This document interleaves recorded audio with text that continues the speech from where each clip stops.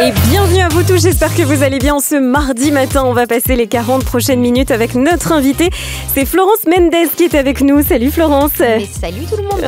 Et bienvenue sur Move.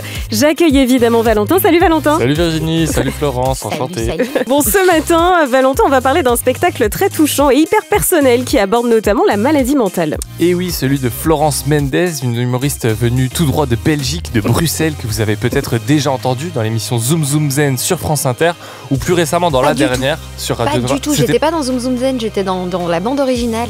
La bande originale, avec Nagui. C'est exactement ce que je voulais dire.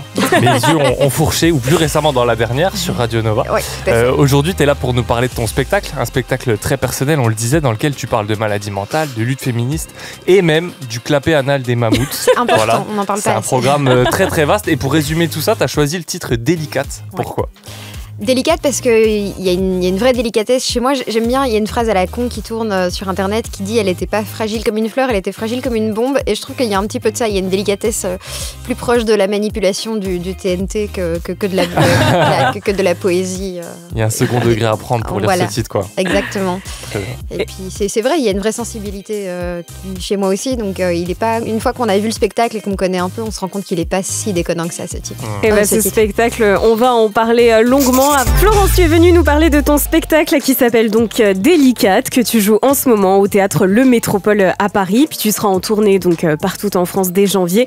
Un spectacle qui raconte ton histoire, l'histoire d'une jeune femme atteinte de troubles mentaux, mais qui n'a pas l'intention de se laisser abattre. Mais d'ailleurs, toi, tu dis dans le spectacle que t'as pas admis tout de suite que tu avais une maladie mentale. Pourquoi et ça a été quoi le cheminement pour toi pour l'accepter ? Alors évidemment, quand je parle de maladie mentale, juste pour préciser, je parle pas de mon trouble du spectre autistique, qui est un trouble du développement, mais qui n'est pas considéré comme une maladie mentale. Je parle du gros trouble anxieux que moi j'ai eu, qui s'appelle un trouble panique, et qui sont en gros des crises de panique très très chiantes. Et le cheminement, il a été beaucoup de souffrance et plus le choix. Ouais. Quand tu as épuisé toutes les autres possibilités, quand tu as fait tous les tests médicaux entre guillemets physiques, oui, j'allais faire le signe guillemets à la radio parce que je suis quelqu'un de très au fait des technologies. Il n'y a plus le choix. Voilà, que au bout d'un moment, rien de ce que tu mets en place pour guérir ne fonctionne, parce qu'en fait, tu t'attaques pas au bon problème. Donc voilà, le cheminement, il a été là. Ça a été, je suis allée jusqu'au bout du trouble panique, jusqu'à devoir accepter que c'était une maladie mentale, qui est une maladie aussi, mais juste mentale. Mais même sur le trouble autistique, tu as été diagnostiqué, je crois, qu'à 30 ans. Ouais, c'est Comment ça. ça se fait que c'est arrivé aussi tard ? Le patriarcat. Eh bien, en fait, on a surtout étudié l'autisme sur des sujets masculins. Donc, on est longtemps parti du principe que l'autisme était un trouble du développement qui touchait les garçons.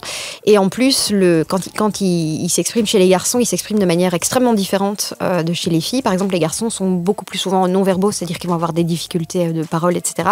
Tandis que chez les filles, c'est beaucoup plus discret. Pas que les autistes, d'ailleurs. Voilà, exactement. Ouais, c'est vrai que sur CNews aussi, ils ont beaucoup de difficultés à exprimer. Et donc, on a tendance à passer sous le radar, en fait, les filles.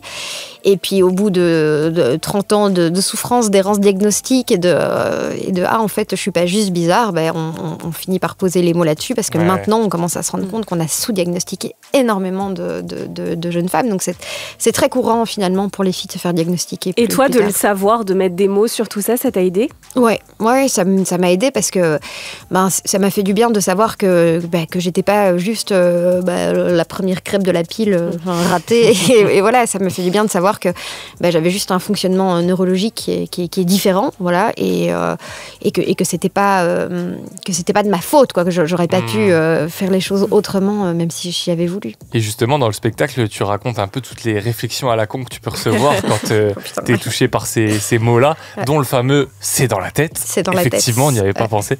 Il y a d'autres conseils ou remarques un peu débiles que tu as reçus dans ce genre-là ? Oh, mais on dit que l'enfer est pavé de bonnes intentions et c'est très vrai parce que souvent les gens ils disent ça pour t'aider, mais c'est dans la tête, t'as déjà essayé de pas y penser. Tu sais, moi ma cousine elle a eu la même chose, elle a sniffé du thé et ça va beaucoup mieux depuis. Donc les gens sont gentils, ils essayent de souvent, vraiment ça souvent c'est gentil, mais la réalité de la santé mentale leur échappe complètement. Quand on dit c'est dans la tête et en ignorant le fait que la santé mentale et la maladie mentale c'est un mélange complexe de biologie, d'expérience, enfin, c'est beaucoup plus complexe. Alors oui, on dit c'est dans la tête, mais il n'y a pas la tête et le corps. La tête, elle fait partie du corps. Et donc voilà, c'est pas toujours méchant. Parfois, ça l'est, mais c'est pas toujours méchant, mais c'est souvent très maladroit. Tu racontes aussi que depuis toujours, tu as toujours eu un peu du mal à comprendre quand est-ce qu'on peut faire des blagues ou pas. Ouais. Est-ce que tu as le souvenir d'un moment où tu as fait une vanne et en fait tu t'es rendu compte vraiment après coup, oula, peut-être que celle-là, j'aurais vraiment pas dû la faire. Ça s'appelle ma carrière en fait. Oui, ça t'a amené là où tu es aujourd'hui quand même. Mais bien sûr, ça m'est arrivé tout le temps et depuis le début. T'es mal à l'aise dans une situation. Typiquement, moi, je fais des blagues avec les médecins. Genre, j'ai eu un parcours de procréation médicalement assistée et mon compagnon de l'époque, on a son spermogramme qui est vraiment pas bon et, et le gynéco explique que ces spermatoïdes font pas ce qu'ils devraient. Et moi, pour détendre l'ambiance, je dis bah oui, ils vont vers la lumière. Voilà, ce qui a mis tout le monde très mal à l'aise. T'es la seule à rigoler, quoi. Mais oui, mais je trouve que l'humour, il permet une distance. Et puis, je trouve que l'humour, même dans les situations tragiques, il y a quelque chose qui dit que l'espoir, il est pas mort, quoi. La pire et la meilleure blague que j'ai vue, j'ai un couple d'amis qui sont séparés, mais ils ont perdu leur enfant de 12 ans des suites d'un cancer. Oh, j'ai peur. Et on connaissait ce gamin depuis qu'il était petit. Et à ses funérailles, on se dit, mais on pourra plus jamais sourire, quoi. Quelle vie de merde. Et puis, au moment de la remise des cendres, la maman passe l'urne au papa et dit, c'est ta semaine. Hein. Et là, on a éclaté de rire. Parce que waouh, quoi. C'était incroyable. Cette maman, elle vient de perdre son gosse et elle dit au père, allez, c'est ta semaine, et elle lui passe l'urne. Et c'était merveilleux de se dire, putain, la vie, elle est pas morte, elle continue, alors que c'était le moment le plus désespérant de toute mon existence. Eh ben non, l'humour est quand même parvenu à nous dire, il y a un futur, il y a une vie, même dans les moments les plus sombres. Et donc, des blagues déplacées, j'en ai fait plein, mais je les ai rarement regrettées. Ouais. Florence, tu es venue nous parler de ton spectacle qui s'appelle donc Délicate, que tu joues en ce moment au théâtre Le Métropole à Paris. Alors, on le disait, c'est un spectacle très personnel. Tu racontes ta propre histoire, mais aussi celle de ton fils. Tu expliques que tu as été mère très jeune, 23 ans. Aujourd'hui, il a 14 ans, il est au collège. Il a vu le spectacle ou pas ? Il a vu le spectacle plusieurs fois, ce qui a été problématique jusqu'à ce qu'il comprenne qu'il ne devait pas répéter mes blagues à l'école, particulièrement les plus vulgaires. Mais ouais, il l'a vu et il a fait semblant d'aimer, en tout cas, voilà, parce qu'il sait que c'est moi qui choisis le montant de son argent de poche. Il n'a pas le choix. Voilà, exactement. Il comprend tout ou pas encore tout à fait ? Ah, il est très éveillé pour son âge. Pas tout à fait, je pense. Il y a des rêves forcément qui lui échappent, mais on a beaucoup débriefé, parce que mon spectacle est quand même aborde quand même des thèmes pas faciles, donc j'ai pas peur de le dire, la tentative de suicide de sa mère. Donc oui, il a fallu quand même qu'on débriefe et que je lui explique un petit peu ça. Donc je crois qu'il n'a pas tout eu, qu'il s'en fout un peu, mais on a débriefé. Ouais. D'ailleurs, il faut qu'on parle évidemment de ça, mais juste avant, je sais que tu le vannes pas mal dans le spectacle, et j'ai vu sur Instagram qu'il y a pas longtemps, tu avais posté un petit screenshot d'un SMS pour rigoler, où tu lui avais dit, tu as été adopté, et lui, il t'a répondu, nuance, je suis un fils de pute. Voilà. En fait, ça y est, il est prêt l'élève a dépassé le maître presque, la relève est assurée. Clairement, ce qui est très plutôt faux. S'il y a des putes qui nous écoutent, on les embrasse parce que si elles ont le droit de faire ce métier en sécurité et de manière épanouissante, donc on va pas juger ça. Mais oui, ça m'avait fait effectivement beaucoup rire parce que c'était réel. Ah oui, non, c'était j'ai cru que c'était vraiment. Ah oui, non, c'est un vrai screen. Alors mon fils et moi, on s'adore vraiment. On a une complicité qui est incroyable, mais on se vanne beaucoup et il se moque pas mal de moi parce que je suis une mère un peu inquiète. Et la dernière fois, je suis partie, je l'avais déposé à la maison, puis je pars faire des courses et je le rappelle parce que je suis stressée. Je dis, t'es encore à la maison? Il fait, non, je suis dans un bar avec des narcotrafiquants. Et la fois où il a rencontré Kev Adams, quand il avait 10-11 ans, il était assez fan de Kev Adams. Parce qu'il avait 10-11 ans.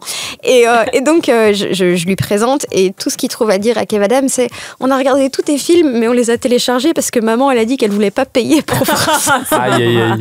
Truc qui fait bien plaisir à un artiste. Merci, voilà. Lui aussi, c'est pas trop quand faire les vannes, j'ai l'impression. Ok, mais c'est ta future première partie. Il a déjà fait ma première partie. Non, il l'a fait quand il était encore plus jeune. Il avait 11-12 ans. Et il a passé 8 minutes à se foutre de ma gueule et à balancer des détails beaucoup trop intimes voilà, de notre vie, mais c'était très drôle. Il a kiffé. Mais voilà, vu ses résultats à l'école, à mon avis, et sa mère névrosée, il fera du stand-up. Hein, c'est une bonne, voilà, mauvais à l'école et une mère bizarre, c'est une bonne recette pour faire. Alors faire justement, des vannes. tu le disais dans le spectacle, tu abordes cette période difficile où tu as failli commettre un suicide. Ouais. C'est un moment qui est hyper intense dans le spectacle. On rigole un peu moins à ce moment-là. Comment tu fais pour raconter ça chaque semaine? Comment c'est de se replonger à chaque fois dans ce souvenir-là? Eh ben, j'ai été chez le psy, voilà. On me demande souvent si mon spectacle c'est une thérapie, et je dis que non, que ma thérapie ça a été ma thérapie en fait, parce que je trouve ça très important avant de monter sur scène pour parler de choses aussi difficiles, de les avoir vraiment résolues. Sinon, je crois que c'est juste une croûte que tu continues à gratter, à gratter jusqu'à ce qu'elle finisse par plus jamais cicatriser. Et donc voilà, moi ça a été possible. Quand ma carrière a vraiment commencé, donc c'était plutôt fin 2019 avec la vidéo de Montreux, je parlais pas encore du tout de ça sur scène. Il a fallu le temps de digérer le truc et de réaliser vraiment ce qui m'était arrivé et de me soigner simplement. Donc voilà, c'est simplement, j'ai fini par résoudre ça, mais ça a pris le temps que. Ouais, maintenant tu l'as inséré dans le spectacle, mais c'est plus une souffrance d'en parler chaque soir. Alors je suis pas là en train de faire tourner les serviettes et de faire la je me suis suicidée, pop pop pop. Non, mais bon, mais oui, maintenant c'est devenu, en tout cas, c'est devenu normal d'en parler. Voilà. On parle de ton spectacle là, qui s'appelle Délicate, dans lequel tu évoques notamment la thématique de la santé mentale, mais aussi les violences sexistes et sexuelles. D'ailleurs, au tout début de l'année, tu as été à l'origine du hashtag #MeTooStandUp.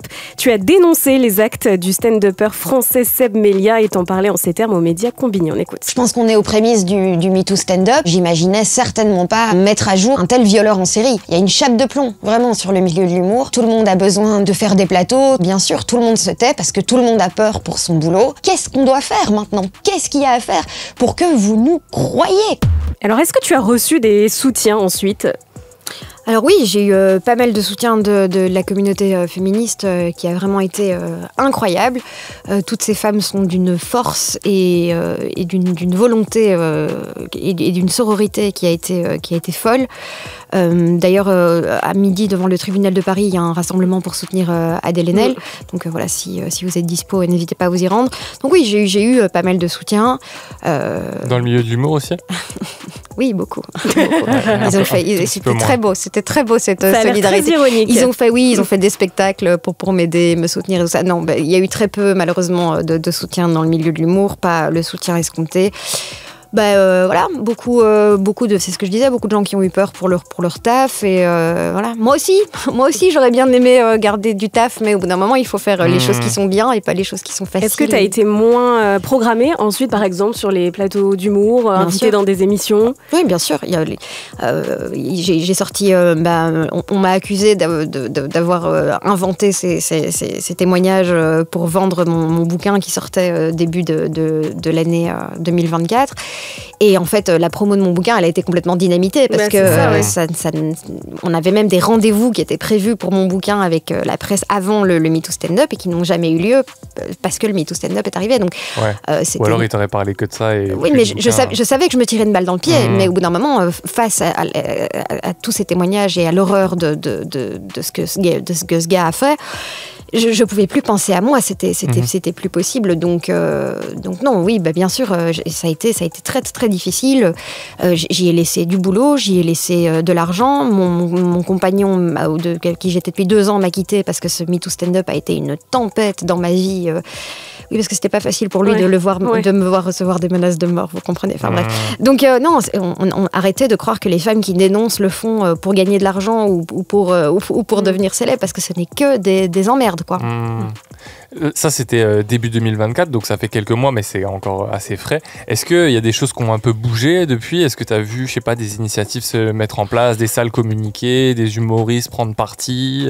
Oui, alors ça se débloque. Hein. Il y a eu Jessie Varin de la Nouvelle Scène qui a mis au point avec d'autres personnes une charte, voilà, qui a un début, qui est un outil, etc. En tout cas, je pense que voilà, les choses bougent doucement. Et si les choses ne bougent pas officiellement, je dirais que officieusement, le fait de voir ce qui a pu arriver à Jimo, qui a aussi été impliqué dans des affaires, à Seb Melia, etc. ferais peut-être réfléchir à 2 fois avant de recommencer à s'en prendre à des filles. Malheureusement, voilà, c'est systémique, ça me dépasse. Moi, je peux pas toute seule mettre à bas tout un système. Quand on voit qu'Harry Habitant, avec ce qui s'est passé, il remonte sur scène. Alors certes, il a été innocenté par la justice, mais enfin, il suffit de se pencher sur ce que les rapports médicaux ont dit, ce qui est arrivé à la victime, et de voir si oui ou non c'est un rapport consenti. Donc voilà, malheureusement, je peux pas faire bouger les choses à moi toute seule, mais on aura essayé. Voilà. Et sans parler uniquement des violences sexistes sexuelles que tu dénonces, tout ton art est assez engagé. Ouais. Tu prends position sur plein de sujets, notamment dans la nouvelle émission de Guillaume Meurice. Est-ce que c'est quelque chose qu'on t'a déjà reproché, justement, dans ce milieu-là? Oui, mais bien sûr. Bien sûr. C'est ma grande fierté, je m'étais toujours dit que si ma carrière serait probablement beaucoup plus loin si j'avais pas été engagée, si j'avais choisi de fermer les yeux sur certains sujets, mais j'aurais pas pu me regarder dans la glace. Et le fait d'avoir cet engagement, c'est quelque chose qui me vient relativement naturellement, parce que c'est vrai que j'ai un idéal de justice qui est assez fort, mais surtout j'ai de la chance d'avoir des gens qui m'écoutent. Alors il faut dire des choses qui comptent, quoi. Moi j'ai fait un gamin, donc je suis partie du principe que ce monde, il avait une chance de devenir meilleur. Je peux pas être désespérée. Je peux pas être désespérée, et donc je suis obligée d'être engagée, parce que je dois croire que ce monde il va changer, mais je sais aussi que ce monde il changera pas sans des gens engagés. Et donc voilà, c'est vraiment lié à qui je suis, et je pourrais pas faire les choses autrement. Alors oui, c'est plus d'emmerde, tu mets moins de temps avant de percer que si tu étais juste là à faire du stand-up. Alors, il y a des gens qui sont venus en bus dans la salle, mais ça fait partie de mon ADN, et je suis très contente de ne jamais avoir dérogé à ça, malgré les gens qui m'incitaient à fermer ma gueule, à rentrer dans le rang et tout, mais c'est pas moi. Tu rigoles, mais je suis allé voir un spectacle la semaine dernière, et la première phrase c'était: il y a des gens qui sont venus en vélo dans la salle. Mais le reste du set était plutôt engagé. Attention, je ne crache pas sur les stand-uppers qui font ça, hein. C'est très bien, il en faut aussi. Ouais. Chacun a son truc, mais moi c'est pas le mien, quoi. Et t'avais déjà cette philosophie-là avant d'avoir ton fils, ou c'est vraiment lui qui a été en quelque sorte le déclencheur un peu de cette... Non, ça va, hein, il va un peu sur la grosse tête, et il m'a déjà sauvé la vie, ça suffit. Non, j'ai toujours été... mais moi, je suis de la génération Harry Potter, avant que l'autre grosse conne commence à dire de la merde sur les trans. Harry Potter était à l'époque un truc qui était vraiment assez engagé, et qui avait de très belles valeurs, qui défendait des choses qui étaient assez importantes, et le cœur de Harry Potter, c'était bougeons-nous, engageons-nous, luttons contre l'injustice et contre l'extrême droite, parce que Voldemort dans Harry Potter est un petit Hitler du monde magique, quoi. Et donc moi j'ai très vite, mes valeurs se sont construites avec ce bouquin qui disait on se bouge le cul pour plus de justice pour les uns les autres. Donc non, et ça a toujours été là, mais c'est vrai qu'une fois que j'ai eu mon gamin, je me suis dit voilà. T'aurais dû être avocate, toi. Eh bien, écoute, t'aurais été excellente. C'était une de mes ambitions quand j'étais gamine, mais je crois que c'était non, franchement, laisse tomber, j'aurais fini par insulter un juge. J'ai pas assez de self-control pour être avocate. T'as été prof, vendeuse de figurines, maintenant humoriste, avocate. C'est vrai, peut-être que ça peut être... C'était vraiment un truc de geek. Attends, mais dans le tribunal, ils font aussi leur petit théâtre, hein. T'aurais été excellente. C'est vrai. Ouais, mais j'ai pas assez de bonnes manières, je pense, pour être avocate, tu sais. Et ouais, dans le spectacle, tu te bats contre la sainte trinité du trou du cul. Ouais. Est-ce que tu peux nous en dire plus? L'homophobie, le racisme et le sexisme, hein, généralement, ça va ensemble. C'est pas pour rien qu'on parle d'une intersectionnalité des luttes. C'est parce que tu te rends compte que généralement, le connard, quand il déteste un des trois, il déteste les deux autres aussi. Tu vois, donc voilà. Et quand on me dit oui, mais tu sais, les gens qui votent Rassemblement National, maintenant il y a cette espèce d'excuse qui vise à dire que c'est une question d'éducation, que c'est un problème de classe, de pauvreté, tout. Non, c'est pas vrai. Il y a toujours eu des gens pauvres et des gens cons qui ont aussi voté pour les bonnes personnes. Donc il faut arrêter de trouver des excuses, je pense, maintenant aux extrêmes. Il faut arrêter de trouver des excuses aux gens pleins de haine et leur dire que maintenant ça suffit, quoi. Et pas leur donner la parole. Vincent Bolloré, si tu nous écoutes. Voilà. Merci Florence d'être passée nous voir. Je rappelle que tu continues de jouer ton spectacle qui s'appelle Délicate au théâtre Le Métropole. Tu seras donc sur scène jusqu'à à peu près fin décembre, et puis après tu pars en tournée. C'est ça. Je sais pas encore où, parce que c'est une tournée très plic-ploc où les dates s'ajoutent. Donc voilà. Et puis oui, lisez mon roman. Oui, aussi. c'est ce que j'allais dire, parce qu'il y a un livre qui est en rayon aussi, un roman qui s'appelle Accident de personne. C'est ça. Et le pitch est très sympa. C'est Daphné, mon héroïne, qui veut se suicider, mais elle sait pas le faire toute seule. Alors elle fait appel à un mec sur le dark web qui accepte de la pousser sous le métro. Problème, le jour J, il se trompe et il pousse la mauvaise meuf sous le métro. Voilà, ça arrive à tout le monde, une mauvaise journée au boulot. Dommage.